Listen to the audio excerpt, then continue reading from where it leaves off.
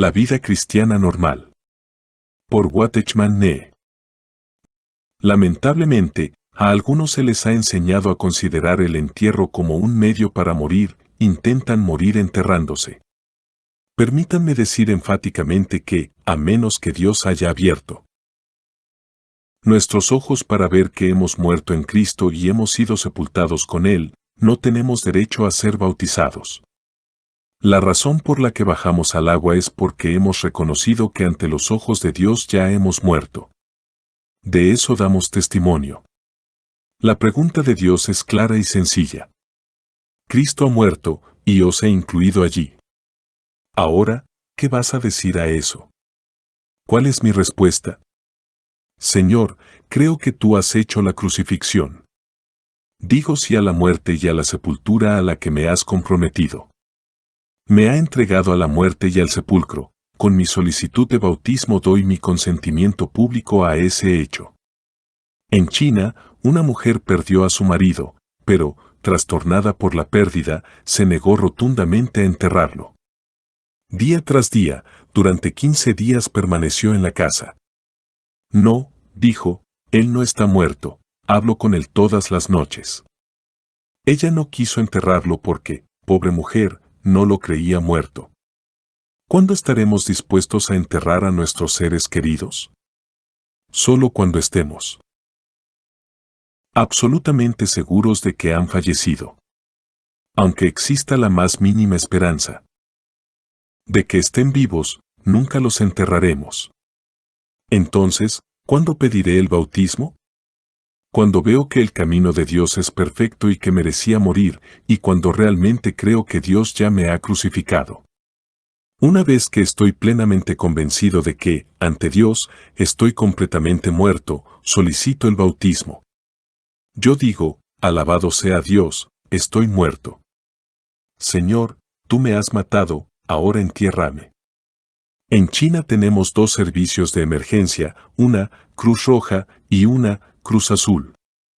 El primero se ocupa de aquellos que están heridos en batalla, pero aún están vivos, para brindarles socorro y curación. El segundo se ocupa de los que ya están muertos por el hambre, la inundación o la guerra, para darles sepultura. Los tratos de Dios con nosotros en la cruz de Cristo son más drásticos que los de la Cruz Roja. No se propone remendar la vieja creación.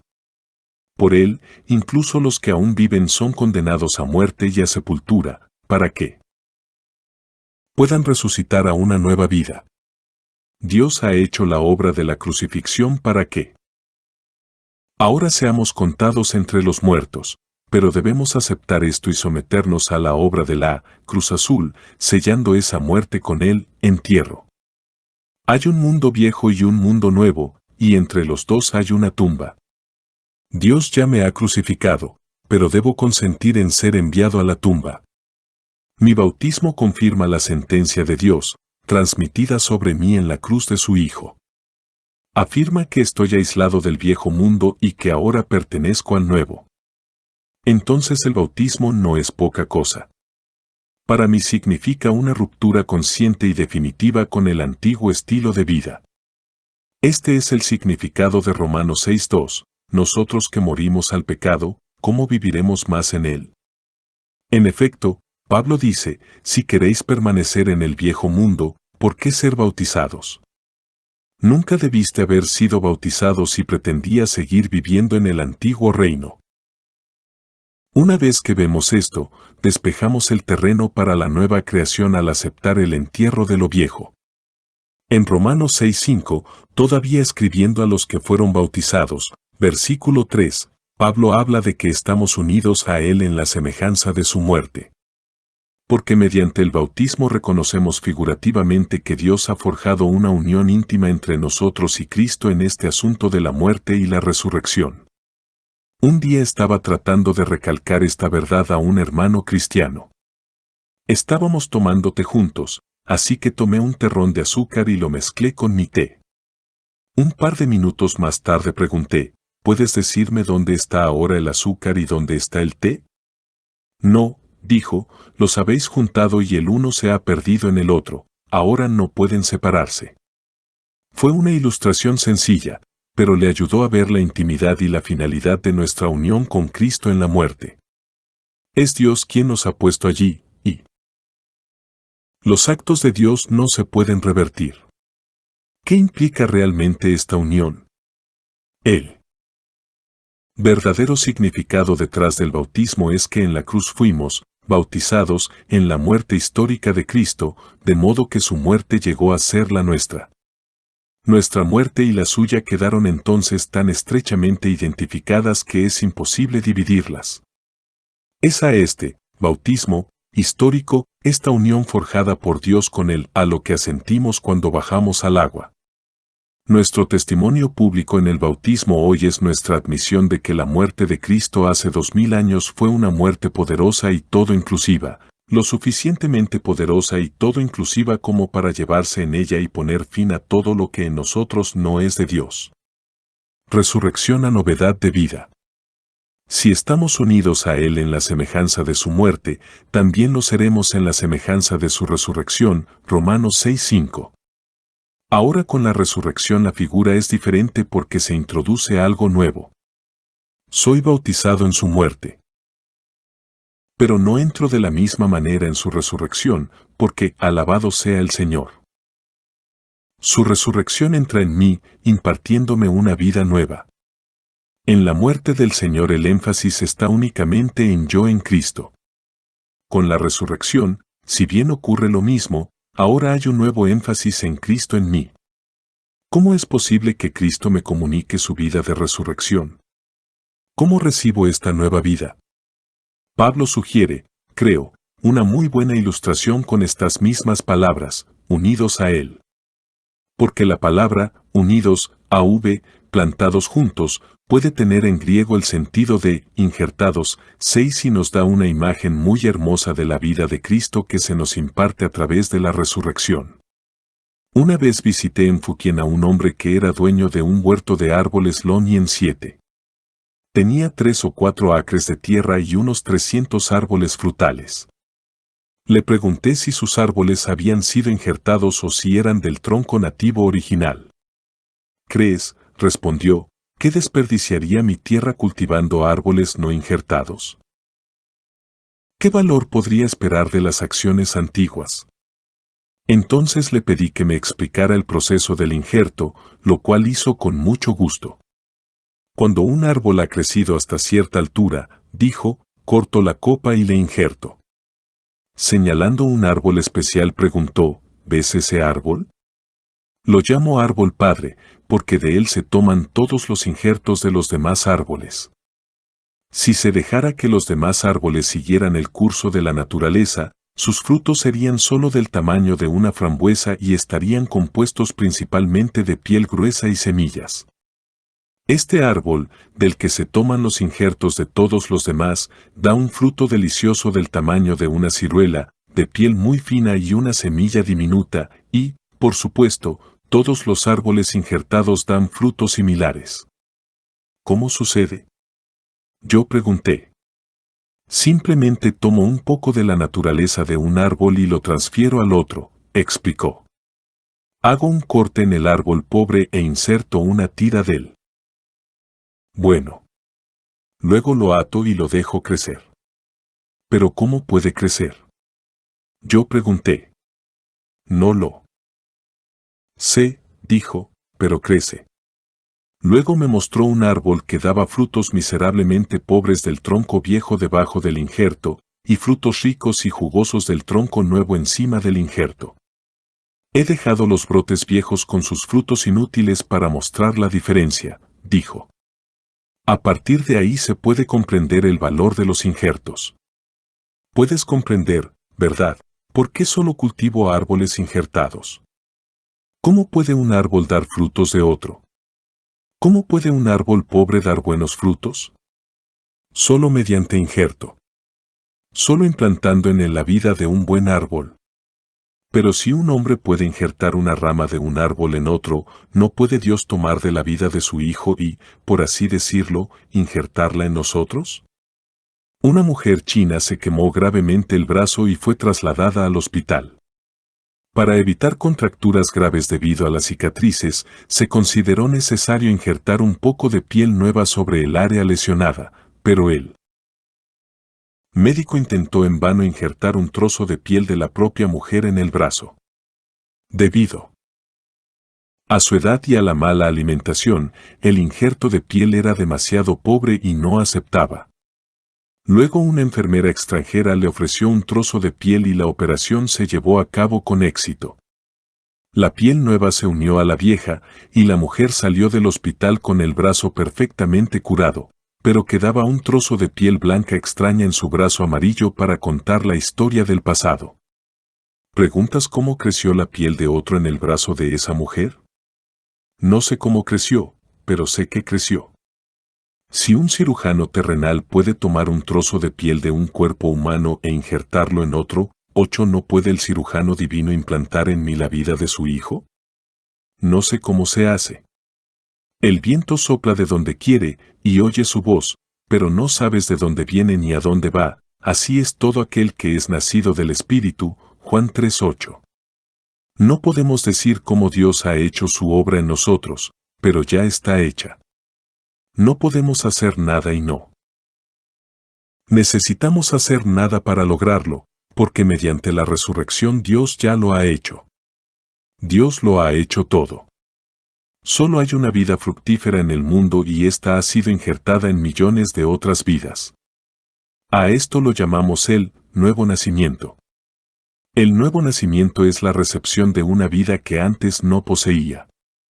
No es que mi vida natural haya cambiado en absoluto, es que otra vida, una vida completamente nueva, completamente divina, se ha convertido en mi vida. Dios ha cortado la vieja creación mediante la cruz de su Hijo para traer una nueva creación en Cristo mediante la resurrección. Él cerró la puerta a ese viejo reino de oscuridad y me trasladó al reino de su amado Hijo. Mi gloria está en el hecho de que ha sido hecho, que, por medio de la cruz de nuestro Señor Jesucristo, ese viejo mundo ha sido crucificado para mí, y yo para el mundo, Gálatas 6:14. Mi bautismo es mi testimonio público de ese hecho. Por ella, como por mi testimonio oral, hago mi confesión para salvación, Romanos 10:10. Capítulo 6. El camino del progreso, presentarnos a Dios. Nuestro estudio nos ha llevado ahora al punto en que podemos considerar la verdadera naturaleza de la consagración. Tenemos ante nosotros la segunda mitad de Romanos 6 desde el versículo 12 hasta el final. En Romanos 6:12-13 leemos, no reine, pues, el pecado en vuestro cuerpo mortal, de modo que obedezcáis sus concupiscencias, ni presentéis vuestros miembros al pecado como instrumentos de injusticia, sino presentaos a Dios como vivos de entre los muertos, y vuestros miembros como instrumentos de justicia a Dios. La palabra clave aquí es presente y esto ocurre 5 veces, en los versículos 13, 16 y 19. Muchos han tomado esta palabra presente en el sentido de consagración sin examinar detenidamente su contenido. Por supuesto, eso es lo que significa, pero no en el sentido en que tan a menudo lo entendemos. No es la consagración de nuestro viejo hombre, con sus instintos y recursos, nuestra sabiduría natural, fuerza y otros dones, al Señor para que Él los use. Esto quedará inmediatamente claro en el versículo 13. Nótese allí la cláusula como vivo de entre los muertos. Pablo dice, presentaos a Dios como vivos de entre los muertos. Esto define para nosotros el punto en el que comienza la consagración. Porque aquí no se trata de la consagración de nada perteneciente a la vieja creación, sino solo de aquello que pasó de la muerte a la resurrección. La presentación de la que se habla es el resultado de saber que mi viejo estaba crucificado. Conocer, calcular, presentar a Dios, ese es el orden divino. Cuando realmente sé que estoy crucificado con Él, entonces espontáneamente me considero muerto, versículos 6 y 11, y cuando sé que he resucitado con Él de entre los muertos, entonces también me considero vivo para Dios en Cristo Jesús, versículos 9 y 11, porque tanto el lado de la muerte como el de la resurrección de la cruz deben ser aceptados por fe. Cuando se llega a este punto, sigue la entrega a Él. En resurrección, Él es la fuente de mi vida, de hecho, Él es mi vida, así que no puedo dejar de presentárselo todo, porque todo es suyo, no mío. Pero sin pasar por la muerte no tengo nada que consagrar, ni hay nada que Dios pueda aceptar, porque Él ha condenado a la cruz todo lo que es de la vieja creación. La muerte ha cortado todo lo que no puede ser consagrado a Él, y solo la resurrección ha hecho posible la consagración. Presentarme a Dios significa que en adelante considero toda mi vida como perteneciente al Señor. El tercer paso, preséntense. Observemos que esta presentación se relaciona con los miembros de mi cuerpo, ese cuerpo que, como dijimos antes, ahora está desempleado con respecto al pecado. Presentaos vosotros, y vuestros miembros, dice Pablo, y nuevamente, presentad vuestros miembros. Romanos 6:13, 6:19. Dios requiere de mí que ahora considere todos mis miembros, todas mis facultades, como pertenecientes enteramente a Él. Es algo grandioso cuando descubro que ya no soy mío sino suyo. Si los 10 chelines que tengo en el bolsillo me pertenecen, entonces tengo plena autoridad sobre ellos.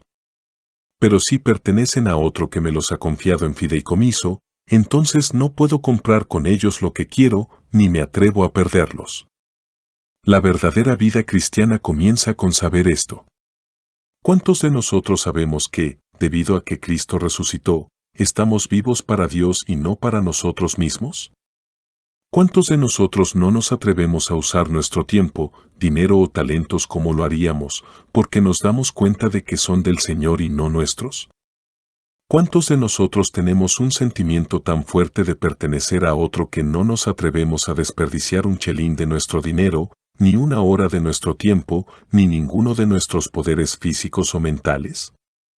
En una ocasión, un hermano chino viajaba en tren y se encontró en un carruaje junto con 3 cristianos que deseaban jugar a las cartas para pasar el tiempo. A falta de un cuarto para completar el juego, invitaron a este hermano a unirse a ellos. Lamento decepcionarte, dijo, pero no puedo unirme a tu juego porque no he traído mis manos conmigo. ¿Qué quieres decir?, preguntaron con total asombro. Este par de manos no me pertenecen, dijo, y luego siguió la explicación del traspaso de propiedad que se había producido en su vida. Ese hermano consideraba que los miembros de su cuerpo pertenecían enteramente al Señor. Esa es la verdadera santidad. Pablo dice, presentad vuestros miembros como servidores de la justicia para santificación, santidad, Romanos 6:19. Conviértalo en un acto definitivo. Preséntense a Dios. Separados para el Señor. ¿Qué es la santidad? Mucha gente piensa que nos volvemos santos mediante la erradicación de algo malo en nuestro interior. No, nos volvemos santos al estar separados para Dios. En los tiempos del Antiguo Testamento, cuando un hombre era elegido por Dios para ser completamente suyo, era ungido públicamente con aceite y luego se decía que estaba santificado. A partir de entonces se le consideró apartado para Dios. De la misma manera, incluso los animales o las cosas materiales, un cordero o el oro del templo, podrían ser santificados, no por la erradicación de cualquier maldad en ellos, sino por estar reservados exclusivamente al Señor. Santidad en el sentido hebreo significaba algo así apartado, y toda verdadera santidad es santidad para el Señor, Éxodo 28:36. Me entrego totalmente a Cristo, eso es la santidad. Presentarme a Dios implica reconocer que soy enteramente suyo. Esta entrega de mí mismo es algo definitivo, tan definitivo como el ajuste de cuentas. Debe haber un día en mi vida en que pase de mis propias manos a las suyas, y desde ese día en adelante le pertenezco. A Él y ya no a mí mismo.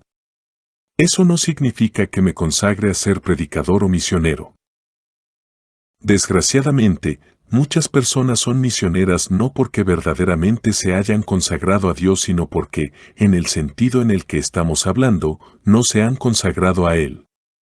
Han consagrado, como dirían ellos, algo completamente diferente, a saber, sus propias facultades naturales no crucificadas para realizar su obra, pero esa no es verdadera consagración. Entonces, ¿a qué debemos ser consagrados? No al trabajo cristiano, sino a la voluntad de Dios de ser y hacer lo que Él quiera. David tenía muchos hombres valientes. Algunos eran generales y otros porteros, según el rey les asignaba su tarea. Debemos estar dispuestos a ser generales o porteros, asignados a nuestras partes tal como Dios quiere y no como nosotros elijamos. Si eres cristiano, entonces Dios te ha marcado un camino, un curso, como lo llama Pablo en 2 Timoteo 4:7. No solo el camino de Pablo, sino el de cada cristiano ha sido claramente marcado por Dios, y es de suma importancia que cada uno conozca y camine en el rumbo señalado por Dios. Señor, me entrego a ti solo con este deseo de conocer y caminar por el camino que tú has ordenado. Eso es dar de verdad. Si al final de una vida podemos decir con Pablo, he terminado mi carrera, entonces somos verdaderamente bendecidos. No hay nada más trágico que llegar al final de la vida y saber que hemos tomado el rumbo equivocado. Solo tenemos una vida para vivir aquí abajo y somos libres de hacer con ella lo que queramos, pero si buscamos nuestro propio placer, nuestra vida nunca glorificará a Dios. Un cristiano devoto dijo una vez en mi presencia, no quiero nada para mí, lo quiero todo para Dios. ¿Quieres algo aparte de Dios, o todo tu deseo se centra en su voluntad? ¿Puedes realmente decir que la voluntad de Dios es buena, aceptable y perfecta para ti? Romanos 12:2, porque aquí lo que está en juego es nuestra voluntad. Esa fuerte voluntad mía de autoafirmación debe ir a la cruz. Y debo entregarme por completo al Señor.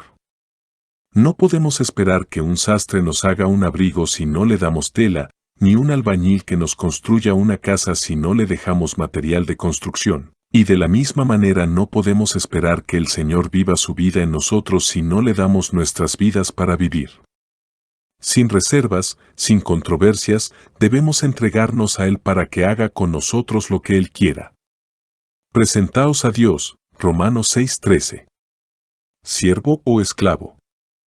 Si nos entregamos sin reservas a Dios, es posible que tengamos que hacer muchos ajustes, en la familia, en los negocios, en las relaciones de la iglesia o en nuestras opiniones personales. Dios no permitirá que nada de nosotros quede. Su dedo tocará, punto por punto, todo lo que no es de Él, y dirá, esto debe irse. ¿Está dispuesto? Es una tontería resistirse a Dios, y siempre es prudente someterse a Él. Admitimos que muchos de nosotros todavía tenemos controversias con el Señor. Él quiere algo, mientras nosotros queremos algo más. Hay muchas cosas que no nos atrevemos a examinar, por las que no nos atrevemos a orar, en las que ni siquiera nos atrevemos a pensar, para no perder la paz. Podemos evadir el problema de esa manera, pero hacerlo nos alejará de la voluntad de Dios. Siempre es fácil salirse de su voluntad, pero es una bendición simplemente entregarnos a Él y dejar que Él se salga con la suya con nosotros. Qué bueno es tener la conciencia de que pertenecemos al Señor y no somos nuestros. No hay nada más precioso en el mundo. Es eso lo que trae la conciencia de su presencia continua, y la razón es obvia. Primero debo tener la sensación de que Dios me posee antes de poder tener la sensación de su presencia conmigo. Una vez que su propiedad esté establecida, entonces no me atreveré a hacer nada en mi propio interés, porque soy su propiedad exclusiva. ¿No sabéis que a quienes os presentáis como siervos para obedecer, sois sus siervos a quienes obedecéis? Romanos 6:16. La palabra aquí traducida como siervo realmente significa siervo, esclavo. Esta palabra se usa varias veces en la segunda mitad de Romanos 6. ¿Cuál es la diferencia entre un sirviente y un esclavo? Un siervo puede servir a otro, pero la propiedad no pasa a ese otro. Si le agrada su amo, puede servirle, pero si no le agrada, puede renunciar y buscar otro amo. No ocurre lo mismo con el esclavo. No solo es siervo de otro, sino que es posesión de otro. ¿Cómo llegué a ser esclavo del Señor? Por su parte Él me compró, y por mi parte me presenté a Él. Por derecho de redención soy propiedad de Dios, pero si quiero ser su esclavo debo entregarme voluntariamente a Él, porque Él nunca me obligará a hacerlo. El problema de muchos cristianos hoy es que no tienen una idea suficiente de lo que Dios les pide. ¿Con qué soltura dicen, Señor, estoy dispuesto a todo? ¿Sabes que Dios te está pidiendo tu propia vida? Hay ideales preciados, voluntades fuertes, relaciones preciosas y trabajos muy queridos que tendrán que desaparecer, así que no te entregues a Dios a menos que lo digas en serio. Dios te tomará en serio, incluso si no lo dijiste en serio.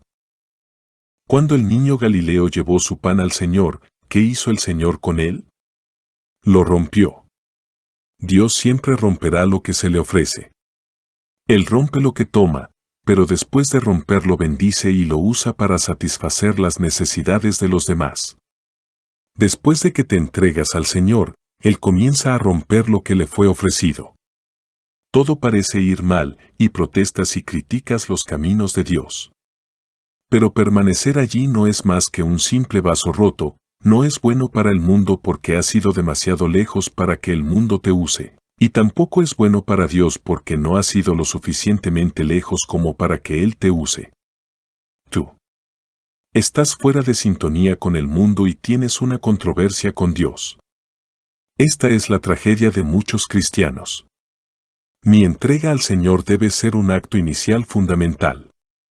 Luego, día tras día debo seguir dándole, sin criticar el uso que hace de mí, sino aceptando con alabanza incluso aquello contra lo que la carne se revela. Soy del Señor y ahora ya no me considero mío, sino que reconozco en todo su propiedad y autoridad. Esa es la actitud que Dios requiere, y mantenerla es verdadera consagración. No me consagro a ser misionero ni predicador, me consagro a Dios para hacer su voluntad donde quiera que esté, ya sea en la escuela, la oficina o la cocina, considerando lo mejor que Él ordene para mí, porque nada más que el bien puede llegar a aquellos que son enteramente suyos. Que estemos siempre poseídos por la conciencia de que no somos nuestros. Capítulo 7. El propósito eterno. Hemos hablado de la necesidad de revelación, de fe y de consagración, si queremos vivir la vida cristiana normal. Pero a menos que veamos el fin que Dios tiene a la vista, nunca entenderemos claramente por qué estos pasos son necesarios para llevarnos a ese fin. Por lo tanto, antes de considerar más a fondo la cuestión de la experiencia interna, miremos primero la gran meta divina que tenemos ante nosotros. ¿Cuál es el propósito de Dios en la creación y cuál es su propósito en la redención? Puede resumirse en dos frases, una de cada una de nuestras dos secciones de Romanos. Es la gloria de Dios, Romanos 3:23, y la gloria de los hijos de Dios, Romanos 8:21. En Romanos 3:23 leemos, todos pecaron y están destituidos de la gloria de Dios. El propósito de Dios para el hombre era la gloria, pero el pecado frustró ese propósito al hacer que el hombre se perdiera la gloria de Dios. Cuando pensamos en el pecado, instintivamente pensamos en el juicio que trae consigo, invariablemente lo asociamos con la condenación y el infierno. El pensamiento del hombre siempre es el castigo que recibirá si peca, pero el pensamiento de Dios siempre es la gloria que el hombre se perderá si peca. El resultado del pecado es que perdemos la gloria de Dios, el resultado de la redención es que volvemos a ser calificados para la gloria. El propósito de Dios en la redención es gloria, gloria, gloria. Primogénito entre muchos hermanos. Esta consideración nos lleva al capítulo 8 de Romanos, donde el tema se desarrolla en los versículos 16 al 18 y nuevamente en los versículos 29 y 30. Pablo dice, somos hijos de Dios, y si hijos, también herederos, herederos de Dios y coherederos con Cristo, si es que padecemos con Él, para que también seamos glorificados con Él. Asamblea en Santo Domingo Este. Escrito por el hermano Watchman Nee en el año 1951. Para más información comuníquese con este número de WhatsApp. 1-829-747-1995.